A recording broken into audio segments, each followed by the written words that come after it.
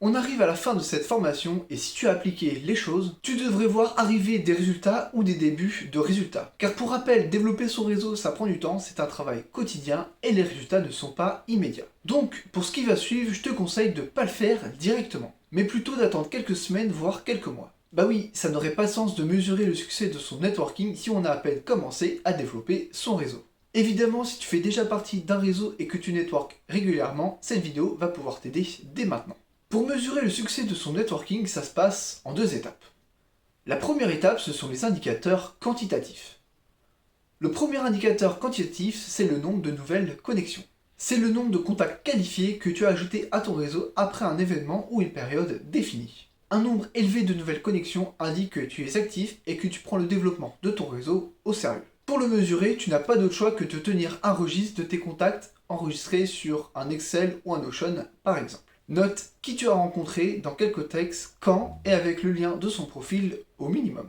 À force de faire des rencontres, j'ai fini par créer mon propre CRM relationnel dont je t'ai déjà parlé dans cette formation et que je t'ai partagé dans les ressources. Grâce à ce CRM, tu pourras voir assez rapidement le nombre de nouvelles connexions, le nombre de nouveaux contacts que tu as eu dans les 3 derniers mois par exemple. S'il y en a seulement 3, c'est pas terrible. Par contre, si tu es monté à 15-20 nouveaux contacts, c'est déjà une très bonne base. Si ce sont des personnes qualifiées, t'as pas besoin de plus, parce que derrière, il faudra entretenir ces relations.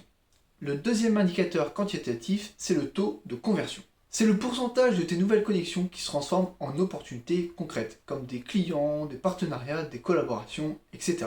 Cela te permet de savoir si tes efforts de réseautage portent leurs fruits. Un faible taux de conversion peut indiquer que tu dois affiner ta stratégie et surtout cibler des connexions plus pertinentes pour tes objectifs. Grosso modo, si ton taux est faible, ça veut dire que tu rencontres les mauvaises personnes pour ton activité. Par exemple, un développeur web qui rencontre un boulanger, ça a très peu de chances d'aboutir sur une collaboration ou se transformer en opportunité concrète. Par contre, un développeur web qui rencontre un dirigeant d'agence a plus de chances de nouer un partenariat avec lui. Pour mesurer ce taux, divise le nombre d'opportunités concrètes que tu as eues par le nombre de nouvelles connexions et multiplie le tout par 100. Quand je parle d'opportunités concrètes, je fais référence à des clients, des recommandations, des partenariats, des collaborations, des échanges de visibilité, etc.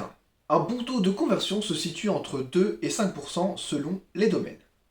Le troisième indicateur quantitatif, c'est la fréquence de tes interactions. C'est la régularité avec laquelle tu interagis avec tes contacts. Des interactions fréquentes renforcent les relations et augmentent tes chances de collaboration future avec les personnes de ton réseau. Cela montre aussi que tu es engagé et intéressé par les activités de tes contacts. Je distingue plusieurs degrés de contacts. Il y a les contacts proches, de niveau 1, qui sont ceux les plus susceptibles de te recommander ou de faire un partenariat directement avec toi. Perso, dans mes contacts proches, il y a des copains networkers et quelques membres de Mitco. Sans compter évidemment les amis et la famille. Il y a ensuite les contacts de niveau 2, ceux avec qui tu es moins proche mais avec qui tu as déjà interagi. Il ne s'est rien passé pour le moment avec eux, mais tu sens qu'il est possible de faire une future collaboration ou que ça se transforme en opportunité concrète. Et enfin, tu as le niveau 3 qui sont toutes ces personnes avec qui tu n'as quasiment jamais eu d'interaction. Ça peut aussi être des personnes qu'on t'a recommandées et dont tu n'as pas encore pris la peine de recontacter ou tout simplement que ça n'a abouti à rien. Pour mesurer cette fréquence, utilise un calendrier où tu vas noter les dates de tes interactions.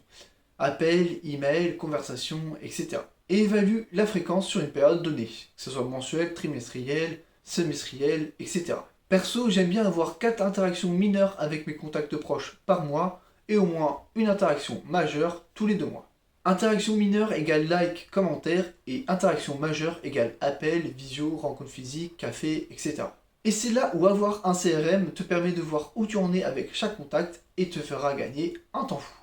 Le quatrième indicateur quantitatif, c'est la diversité de ton réseau. C'est la variété des secteurs, des fonctions et des niveaux hiérarchiques représentés au sein de ton réseau. Un réseau diversifié va t'apporter différentes opportunités. Par exemple, dans mon réseau, j'ai différents entrepreneurs à différents stades d'avancement, dans des domaines assez différents mais qui sont complémentaires. Je connais des rédacteurs web, des graphistes, des motion designers, des assistantes virtuelles, des conseillers patrimoniaux, etc. Ils sont complémentaires parce que je peux les mettre en relation entre eux et eux-mêmes peuvent se recommander mutuellement. Dans mon réseau, j'ai également des contacts avec des marques avec qui je peux travailler pour faire des partenariats. Pour mesurer la diversité de ton réseau, fais une analyse en classant tes contacts par secteur et par fonction. Cela te permettra d'identifier les lacunes que tu peux combler. Si ton objectif est d'avoir 20% de contacts en agence, 30% de freelances qui ont une activité complémentaire à la tienne, 30% de freelances qui font la même chose que toi et 20% de clients, en classant tous tes contacts, tu verras rapidement si tes quotas sont atteints ou non. Le cinquième indicateur quantitatif, c'est le taux de recommandation. C'est le nombre de fois où tu as été recommandé ou que tu as recommandé quelqu'un de ton réseau.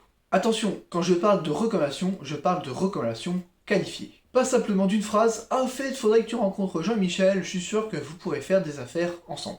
Les recommandations sont un puissant indicateur de confiance et de valeur perçue au sein de ton réseau. Pour les mesurer, tiens un registre des recommandations que tu as reçues et que tu as données sur une période définie. Ce registre, tu peux facilement l'inclure dans ton CRM en ajoutant une colonne nombre de recommandations données et une colonne nombre de recommandations reçues. Ça te permettra de voir rapidement à qui tu fais des recommandations, qui t'en envoie, et surtout si vous êtes à peu près au même niveau de recommandation avec tes contacts.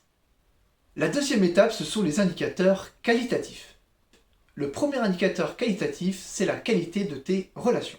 Mes nouvelles connexions sont-elles pertinentes pour mes objectifs? Ai-je établi des relations de confiance et mutuellement bénéfiques? Ces questions t'aideront à évaluer si les personnes de ton réseau peuvent réellement contribuer à atteindre tes objectifs. Tu peux t'en poser d'autres, mais avec ces deux-là, tu as déjà l'essentiel. Prends le temps d'y répondre avec un maximum d'objectivité. C'est le moment de prendre du recul et de voir si tu es dans la bonne direction. Le deuxième indicateur qualitatif, c'est la valeur ajoutée. Quelles opportunités concrètes ont découlé de mon networking? Comment mon réseau a-t-il contribué à ma croissance professionnelle et personnelle? Réfléchis aux résultats tangibles que tu as eus grâce à tes interactions. Cela peut inclure des contrats signés, des conseils reçus, des conseils donnés, ou même tout simplement un soutien moral. C'est vraiment subjectif et pour le coup c'est propre à ton interprétation. Par exemple, j'ai déjà eu un contact qui m'a pas apporté de business à proprement parler, mais qui m'a beaucoup aidé sur la partie stratégie et m'a donné beaucoup de conseils concernant Mitko. Le réseau, ça peut t'apporter du business, mais pas que. Certaines relations peuvent t'apporter autre chose, mais qui ont tout autant de valeur. Le troisième indicateur qualitatif, c'est la réciprocité. Est-ce que j'ai un bon équilibre entre donner et recevoir dans mes interactions? Suis-je en mesure d'apporter de la valeur à mon réseau? Si oui, comment? Le networking est une rue à double sens. Assure-toi que tu n'es pas seulement là pour prendre, mais que tu es là pour donner en retour. Sois une opportunité pour les autres avant de l'être pour toi. Évidemment, l'inverse est vrai. Si tu ne fais que donner à ton réseau, mais qu'en retour tu ne reçois rien, c'est que tu t'es entouré des mauvaises personnes. Mauvaises au niveau de leur mentalité ou de leur philosophie, ou mauvaises au niveau de leur activité qui n'est pas complémentaire à la tienne.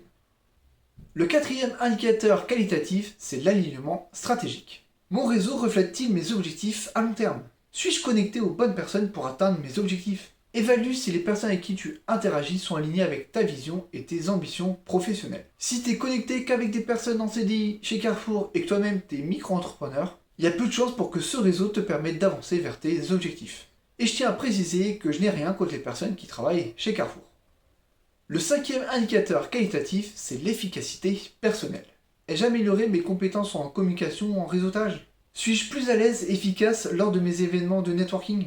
Prends du recul sur ton développement personnel depuis que tu as commencé à networker. Cela peut inclure l'amélioration de tes capacités à engager la discussion ou à établir des relations profondes avec ton réseau. Et voici mes différents conseils pour une évaluation efficace. Le premier, c'est de définir des objectifs SMART. Pour rappel, l'acronyme SMART, ça veut dire spécifique, mesurable, atteignable, réalisable et temporellement défini. Si tu débutes, ne vise pas trop dès le début. Quelqu'un qui commence la course à pied après avoir été 5 ans sans faire de sport ne va pas se dire « dans un mois, je cours un marathon ». Développer son réseau prend du temps car c'est beaucoup de relationnel et créer, gérer des relations, ça prend du temps. Donc ne commence pas à dire « je vais ajouter 100 personnes à mon réseau tous les mois ». Le deuxième conseil, c'est d'utiliser un CRM ou un outil de gestion. Un simple tableau Excel peut t'aider à suivre tes interactions et à voir tes progrès au fil du temps. Si tu es à l'aise sur Notion, ça peut aussi très bien faire l'affaire. Ou sinon, utilise mon CRM relationnel que je t'ai déjà partagé dans les ressources. Et oui, je sais, encore lui. Et évidemment, pour que ça fonctionne, il faut que tu mettes ton CRM à jour quotidiennement ou ton outil de gestion si tu utilises autre chose. Le troisième conseil, c'est de réaliser un bilan régulier. Prends le temps tous les 3 mois, 6 mois de faire un bilan et d'ajuster ta stratégie en conséquence. Quatrième conseil, c'est de comparer tes résultats. Une fois que tu as réalisé 2 bilans à 3 mois ou 6 mois d'intervalle, compare ces résultats. Tu pourras voir où tu as progressé. Si tu avais des lacunes lors du premier bilan, tu pourras voir au deuxième bilan si tu as réussi à les combler ou non, etc. Quand tu es entrepreneur, c'est important de suivre ta progression. peu importe le domaine. En prenant le temps de faire tout ce qu'on vient de voir, tu seras non seulement en mesure d'évaluer l'efficacité de ton networking, mais aussi d'en maximiser l'impact pour ton activité. N'oublie pas, le networking est un investissement pour ton activité, donc prends le temps de l'évaluer correctement. Et surtout, prends le temps de développer ton réseau.